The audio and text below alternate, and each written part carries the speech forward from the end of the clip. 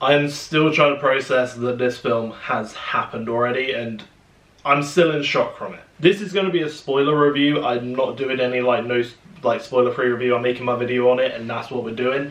So if you have not seen the film yet, stay off the fucking internet. I think today's the day where everywhere that is able to see the film is able to see it. I know a few countries, because of the whole thing that's going around, haven't been able to see it, which I was kind of worried about was going to happen here, but we've been able to see it. So if you aren't able to see it, I don't know what to say. Like, I feel very bad for you. Just, if you want it spoiled and you're going to see what happens, go for it. But it is really worth waiting out and just waiting for this film to come out and experience it for the first time, spoiler-free.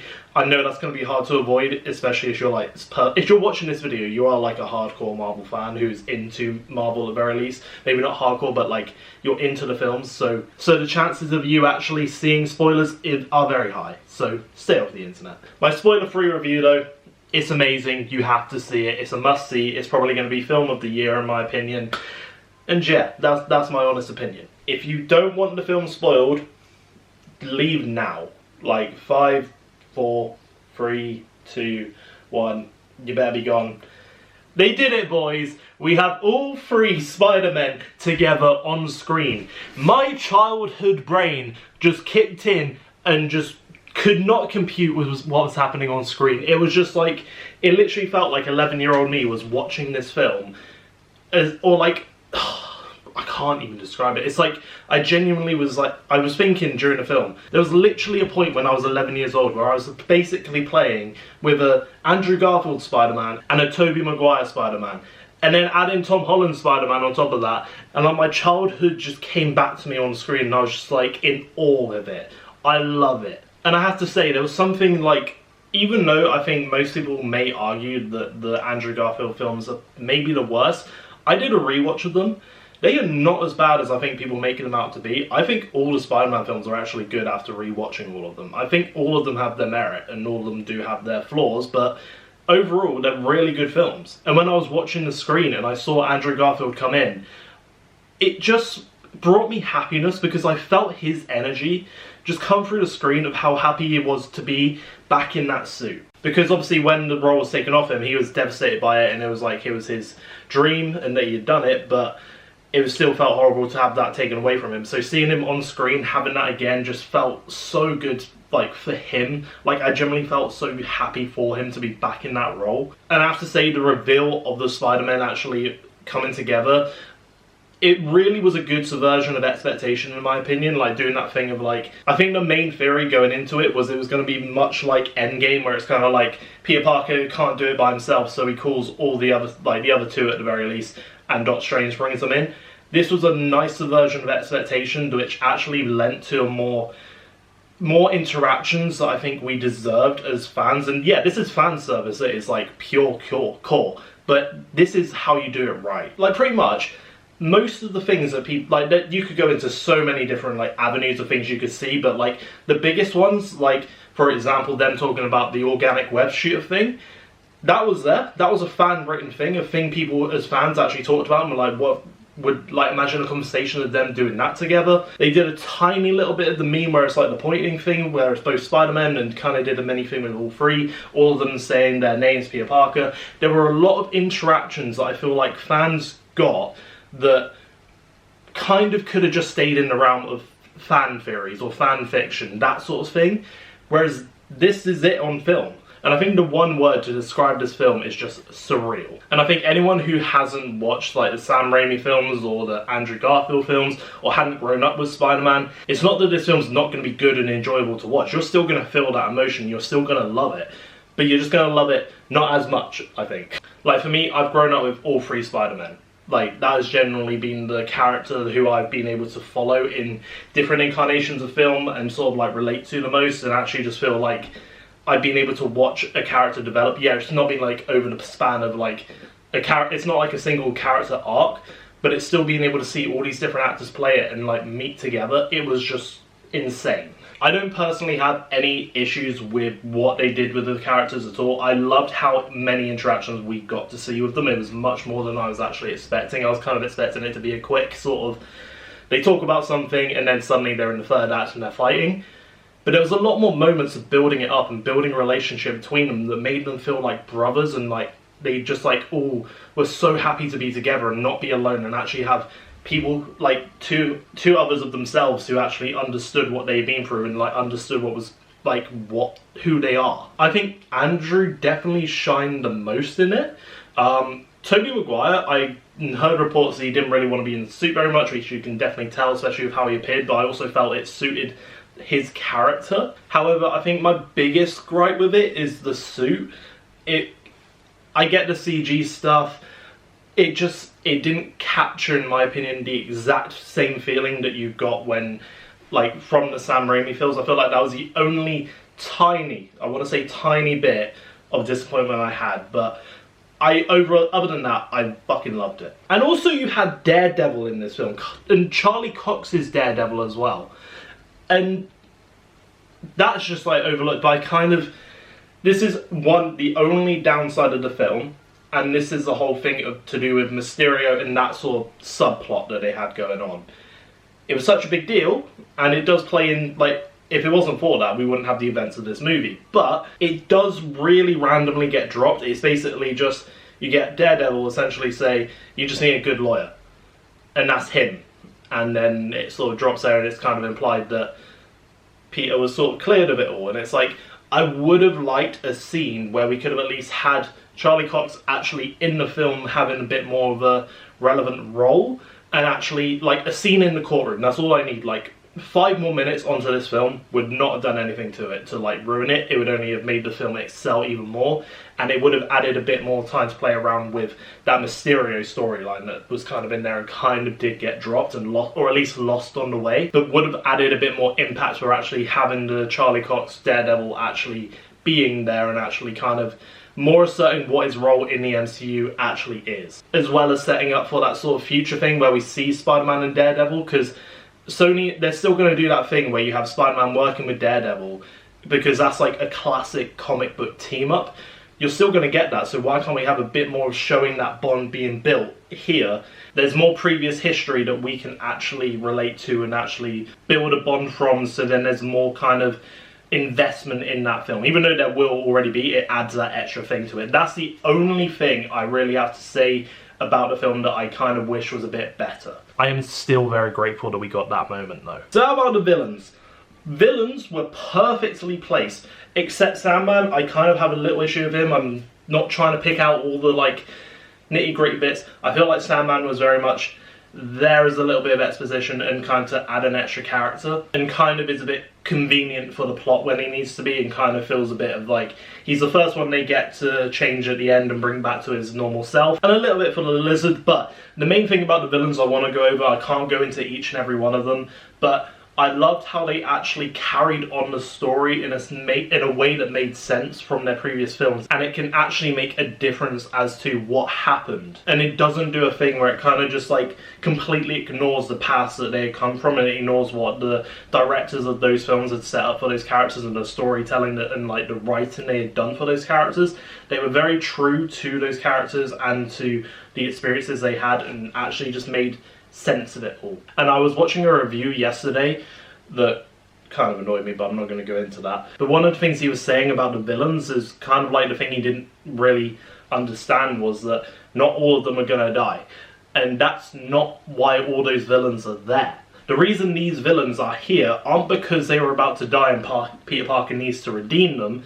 The reason he needs to do that is because all of these villains figured out who Spider-Man was, and that's the reason, and it mixes well why the spell brought them into the world. Because he wanted everyone to forget that he was Peter Parker except those other people, which is what broke the spell. So the actual cause of these villains being here is because they all found out that Spider-Man was Peter Parker, which makes sense to me, and works better than they were all going to die fighting Spider-Man. A few of them, yeah, but not all of them. So it kind of made sense out of that. So I don't know why the guy reviewing kind of missed that. Obviously, if you've seen it once and didn't pick up on it, then you're not, like, not everyone sees everything you're supposed to see in your first watch through. I definitely haven't. And I'm dying to see this film again, by the way. I think when the Green Goblin first came in, I could have done with seeing a little bit more of the actual green suit, maybe him causing a bit more chaos. I would have liked to see that a bit more, but then obviously Norman Osborn sort of comes back and actually smashes the mask and actually goes and seeks help from Aunt May and the Feast. I know it's called Feast, like what, Salvation, something like that. But when Peter receives a call from May telling him that basically Green Goblin is there, and then he goes there and they're just sat together like casually having a cup of tea or whatever, it was just a bit like, my brain, after seeing like Sam Raimi's Spider-Man 1, it was just like, it just felt like I was watching something that shouldn't be possible. But it works in the sense of the character, and I feel like that was something that it was played around with in the Sam Raimi films, but it wasn't done to this extent of actually showing a true sort of Jekyll and Hyde type thing. And it really helps ground all of these characters and actually makes more of a reason for why Spider-Man really should help these people instead of just sending them back to go where they died / failed, or it's a good thing they failed, but or like mainly that they could have died in, and actually gives him a reason to actually help change them. It's not just that they're bad guys and therefore just send them back and don't give a shit. It's actually let's make a change to them and then send them back and hopefully give them at least a chance to redeem themselves. Even if they still fail, at least we gave them that chance. I love Electro's new look, but I think the main two I want to talk about is Doc Ock and the Green Goblin, because when they bring them all into the same room, I think in my head, in sort of terms of the plot, I was a bit like, why would you take all of them? I would have just taken sort of one at a time and then tried doing something with that. That made more sense to me, but that was kind of the only sort of plot device I was a bit like, whatever, I'll ignore. But that moment where Peter was just working on whatever he was working on, and then his spider sense suddenly starts just fucking going louder and louder, and just like you follow him and you're just like, what's about to happen? Like everyone knows it's his spider sense and you're just like, what's going on? And then suddenly he just like webs Green Goblin and just like reveals it, and it's like, damn. I mean, you could tell that the Green Goblin was back and Norman was no longer there, like when he was talking to Otto, but I still love that just build up of it and the camera following him and just everyone sort of like being a bit distant in the background, and he's just like walking straight and just like trying to go to where the danger is. And it was just so cool. And then my favourite scene is the Goblin beating the absolute hell out of Peter. Like, that is brutal. And that truly, to me, showed how powerful the Green Goblin truly is. To an extent, I wouldn't even say the Sam Raimi films showed him to be. But yeah, he had his sort of suit on, but this was basically him at his, like, bare hands, essentially beating and going into Peter, just completely destroying him. And as well as that, I think maybe the Falcon Winter Soldier with, what's his name? Where the shield goes down and basically stabs the dude and then you get the blood on the shield. Other than that scene, this is probably one of the most, like, intense MCU scenes I've seen. And that nicely leads into the Aunt May thing. We'll get back to Doc Ock. But, FUD, like, I don't even know, bro. Like, my brain is still baffled by this. This isn't, like, a proper review. This is more me. Like, the last 2 days for me have just been recovering, like, from the shock of this film. This is just me rambling about the points that I want to talk about and just sort of get out there. And if you want to leave a comment, go for it. Like, I even forgot to do the whole like and subscribe thing. I don't care right now. I just want to talk about this film. And then we lead into, from that scene, into the death of Aunt May. And I think this was the best use of Aunt May. And in retrospective, I kind of wish we saw... I feel like we got enough of her. She's obviously just sort of a side character that means a lot to Peter, but I kind of wish there was a little bit more of her within, like, Far From Home a tad bit. But I think there's still enough in the MCU to sort of still bring the impact of this to how much it really means. But I did have a moment in the film where I kind of like watched it and I saw, like, basically when they set up her death first, and it was kind of like you had Peter on the floor and he was trying to tell her to run, and then she was there and the Goblin was holding him. What I was kind of expecting was the Goblin to essentially do what he did, or was trying to do to Spider-Man in Spider-Man 1, of Sam Raimi's that is, where he tries to bring the glider into Spider-Man and stab him and then it goes on itself. I wasn't expecting it to kill the Goblin, I was expecting her obviously to not fucking flip over it with her spider sense, but I was basically expecting it to be a proper impact, but obviously they probably don't want to do a direct stabbing properly like that. So I was kind of left on this thing of like, shit, she died, and then suddenly she was up again, and I was like, oh, she's fine. And then suddenly, she was covering her mark, the stab wound, and was like, I'm dying. Which is one of the most emotional scenes of this film. Got me, I was crying, don't care. It was such a heartfelt moment. And obviously before she actually died, she gave the with great power comes great responsibility, and I loved that.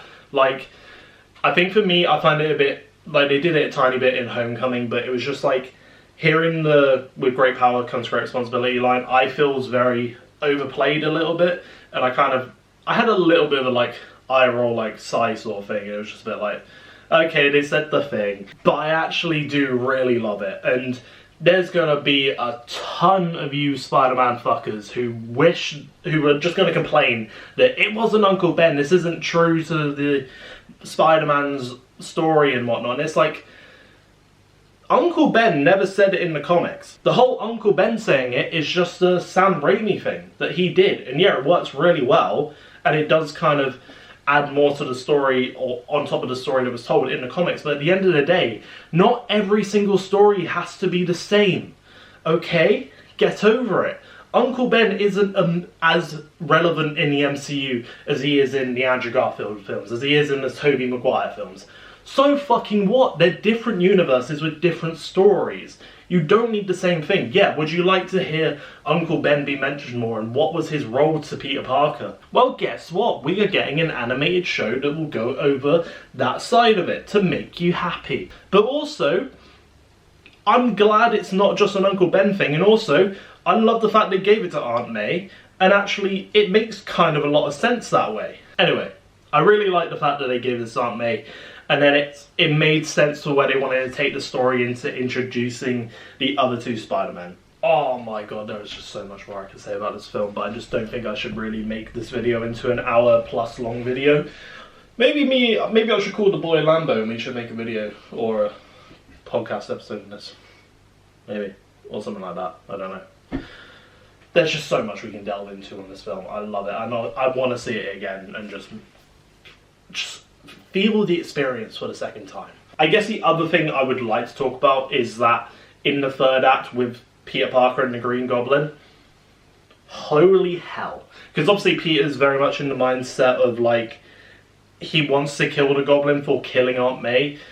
And I felt it very contradicting with the conversation that he had with the other two Spider-Men, where they had that sort of heartfelt moment of like, you need to fight for them, carry on, and they sort of like had that moment where they sort of talked about them losing Uncle Ben and how he told them about that whole same line with great power comes great responsibility. It did feel very contradicting in that sense, but that makes it more human for when it happens, when Peter looks like he's going to go in for the kill on Green Goblin, or at least he starts beating the shit out of him, and all that anger there. In the review I did watch yesterday, it is kind of like the dude sort of saying that, what does it imply for the MCU Spider-Man if that he actually had to be stopped? Was he actually going to stab Spider-Man? Because like in the other films, say like when it came to like Tobey Maguire and it was like Doc Ock and like he was taking MJ sort of thing, he kind of had to stop himself from actually going overkill basically, and actually think for himself and actually stop himself from doing it. Whereas this sort of kind of would question,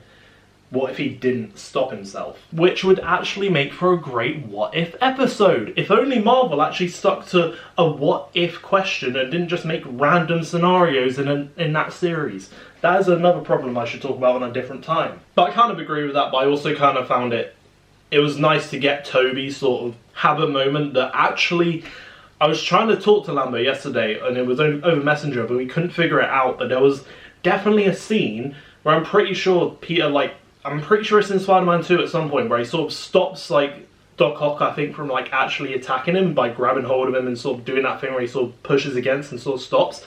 It was a direct mirror image of whatever that scene was. But except this time with, obviously, the MCU, Peter Parker's Spider-Man with the glider about to stab him, and obviously stopped it. And there was a moment where I was like, did Peter just stab Tobey Maguire's Spider-Man?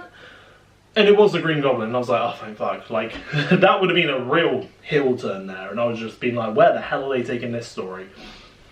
And at that point, I actually thought they had killed Toby's Peter, but I was kind of a bit like, okay, if they make a big moment out of it, it would be nice to sort of give him his little moment to sort of be like, goodbye, or have like a proper goodbye for that Spider-Man. But I was also kind of glad they didn't do that, and it was nice to actually still have them all together, have their moment after being like, having that brotherly like hug together. It felt very nice to see, and I'm glad they didn't try killing it. And in my head I was like, it makes sense, adds another stake on top of it, but But I'm glad it was just an impaling wound, so it wasn't any big deal or anything, so he was able to walk it off. References as well in this film, there was obviously the my back thing, and then Andrew Garfield's Spider-Man actually clicks or cracks Tobey Maguire's back. That was a nice little throwback. Also, then you had doing the Norman Osborn doing the whole "I'm somewhat of a scientist myself" line. Nice little things like that were fun for the fans to sort of have that moment. And yeah, I feel like that's a lot of the points I kind of want to cover. I haven't talked about the main thing. Everyone forgets Spider-Man. How the fuck can I go talking about a spoiler video and not talk about the main storyline of the video? What the fuck? So yeah, at the end, everyone sort of forgets who Spider-Man is, or everyone forgets that Peter Parker actually exists. What the fuck? But to me, that is where they perfectly planned out this trilogy for the next one. All fans of like Spider-Man who will say the MCU don't know how to do Spider-Man right, they haven't been doing it right this whole time. Like, I'm not trying to be the guy being like, I knew exactly what they were doing all this time, I read it, or like I knew everything. I didn't know everything, but I trusted them.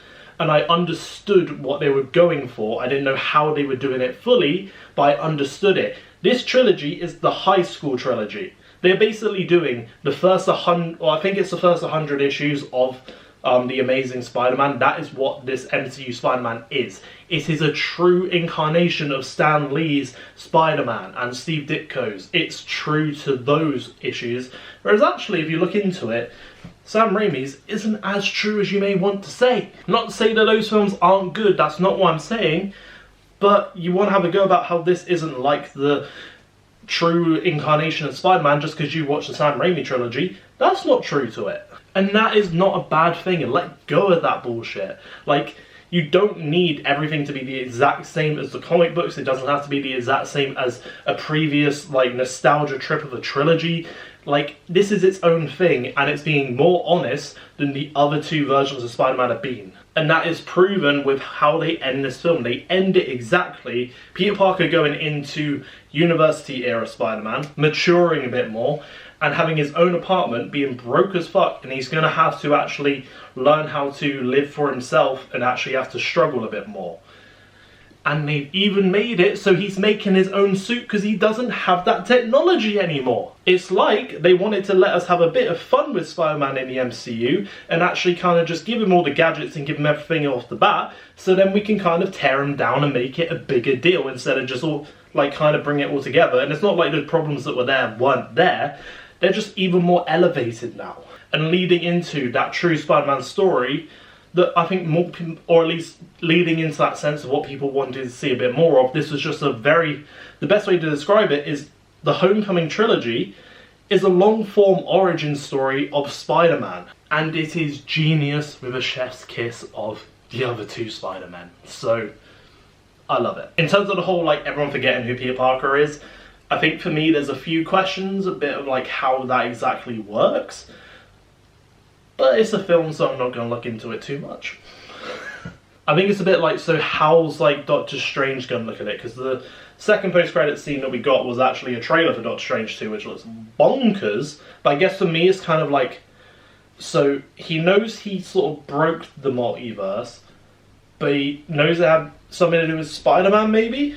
But he didn't remember any of the parts where Peter Parker was involved in that? Is that it? And I think I was thinking this the other day, like, all the villains everyone else who was coming through the multiverse, obviously that's because they all knew who their version of Spider-Man was, and they knew the Peter Parker identity, and then Peter telling Doctor Strange to make it so everything's fixed, so everyone forgets who Peter Parker is. Is that basically going to be so all those characters in those other multiverses forget who Peter Parker is, or is it just the MCU? Because if that is the case, does that mean Tobey and Andrew's Spider-Man go back to their multiverse and no one remembers them? Because from the sounds of Tobey's universe at the very least, it sounds like he basically settled down and actually had a thing of MJ. Does she forget who Peter Parker is? Or is it just this version? But then that would make sense, because not, like, it literally shows at the start of this film with Doc Ock, like, he knew who Peter Parker was, it just wasn't this version of it. So he doesn't know who this version of Peter Parker is, so surely the other universes would have to have forgotten who Peter Parker was entirely, for it to make sense. I think that makes sense in my head. I don't know if I've misinterpreted it, or if it's just kind of a thing of like, just leave it. And then talking the post-credit scene, the second one was Venom. I'm super happy we didn't get a proper like Venom in this. I feel like Venom, in terms of his movies that he's got, the two he's got, a lot of people like them, but in the sense of like, they're so bad, they're good kind of thing. For me, I just think they're so bad I don't want to watch them. And I want as least interaction with Sony's version of Venom with the MCU Spider-Man. So I was very happy that they had a short little thing, no real interaction, but enough that leads into a new subplot or into a storyline that makes sense. So like, I can see what they'll do is, they could have Tom Hardy still doing his own Venom adventures and also being able to be the voice of Venom in the MCU. Because there was a little bit of symbiote that sort of got left on the table and is clearly going to somehow wind up being with Spider-Man. And don't get me wrong, I like Tom Hardy as Eddie Brock. I just don't like what they put, like personally for me, how I think a lot of Spider-Man fans feel about the MCU Spider-Man. I hate the version of Venom Sony have created. As well as Carnage, because these two fuckers that you see on this piece of artwork are not the same fuckers you see in Venom Maximum Carnage. People think Carnage is a joke. He is basically supposed to be Marvel's version of the Joker. Not a fucking punchline that gets eaten by Venom. That is not what it is. I haven't seen the film. I didn't want to. I just watched the post-credit scene on YouTube because I don't want to see it. So that was my kind of feeling on the whole Venom thing. I think that wraps up a lot of stuff. Maybe this will be worth revisiting, but you guys are going to have to tell me if you want to see any of that, if you want to see me and my mate talk about this. Go for it. And yeah, I think it'll be a cool thing to go over. But yeah, I would be very interested to see like any points that you want to like talk about in the comments. Like literally, I'll have a full-on like threaded discussion with you in the comments about this film, because there's so much we can go over. There's so much I didn't get a chance to talk about. And yeah, I don't even know if this video will get views. I don't care. I got out a lot of how I felt about the film, things I loved in the film. A few things that I thought could have been done better as well. And I even had a go at people who love Sam Raimi films. And don't get me wrong, I actually went back and rewatched them pretty recently. And there was a time in 2015 where I completely shat on them because I did not like them one bit, because I thought the acting in them was terrible. I've gone back, and actually, it's not as bad as I made it out to be, and I like them. I like all the Spider-Man films. So, call me whatever you want, not a true fan, I don't care, because deep down I am. That tells you something. That tells you something. These have been in all my videos, pretty much, since I've done this format, so... I don't know why I've just decided to have a go at you guys, who may have a go at me for saying the honest truth about the Sam Raimi films. But yeah, anyway, I've been Ollie Rodriguez-Dolman. If you want to see more Marvel sort of conversations on this channel, then let me know, because I would love to make more. I can talk about Marvel for quite a bit, so if you want to see more sort of stuff, hey, let me know. Maybe I'll turn this into an M&M/Marvel channel. Weird blend, but it also kind of goes together somehow. But yeah, anyway, I'll see you in the next one. Later. Shift a gear, then I disappear, and I'm in your ear. Feeling this vibe will take your fear. Rear right, then go right ahead. This road is straight, no traffic, so you don't have to wait. You can take your time, or you can hit the clutch. Put it in 5, then drive to relax your mind. And perhaps you'll find your happy place and your comfort. Your mental health is what comes first. So you've had a hard day.